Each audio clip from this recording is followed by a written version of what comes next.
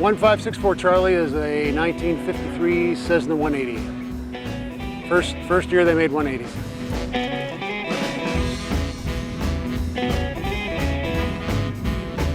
So my dad bought 64 Charlie in 1968. We were living on Long Island.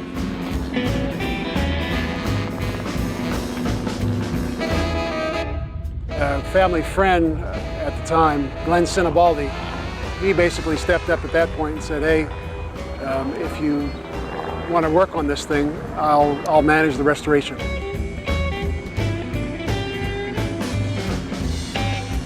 Basically over the next 9 months, kind of tore apart and started fixing things and repairing and replacing. We had the engine overhauled, new prop, new fuel bladders, new tail wheel, brakes. We also replaced the glass, most of the glass. They got her back and running and basically started some incremental restorations from there. So I had it about a year and a half ago, had it painted.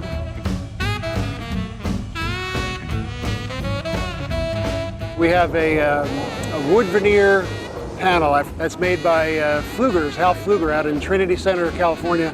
That was kind of one of the final pieces. Actually, we just finished that about 3 weeks ago. Get a lot of comments on the wood paneling.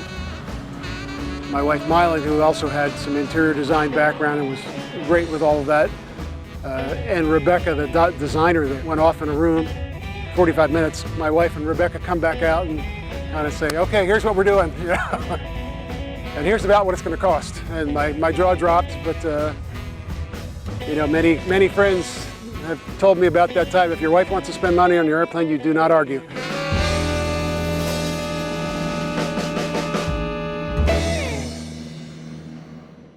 We were, I think, all just, it was in our DNA. We all just loved flying. We always did. So many decades, this airplane has kind of been like one of the family. We basically were flying weekends to air shows when we lived on Long Island, when we lived in New Jersey, and you know, all over the East Coast, flying places for pancake breakfasts, or just up putzing around and poking holes in clouds. You know, that's just what you did.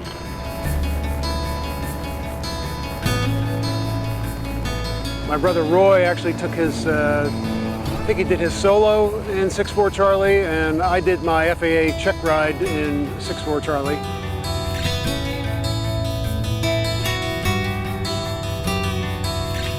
You know, flying, getting your pilot's license was basically an expectation. You basically needed to get your solo done on your 16th birthday if you could. Between my brothers and I, there was just an ongoing contest usually to identify airplanes even in the sky. You know, and we got to a point where, okay, what is it? You know, you can't turn around and look, what is it? You know, and that was just the way we grew up. So we used to fly down to my grandmother's farm, stuff maybe all 5 of us in there. We'd fly down, land on this little dirt road in the middle of the farm. You would do a low flyby and then come back around and land on that. So I guess we were introduced to backcountry flying in a very early age. So we would land and then taxi right up to her farmhouse and spend the weekend. We would stuff the back with strawberries and corn and everything else. And we did that just many times growing up. So that was a fantastic memory.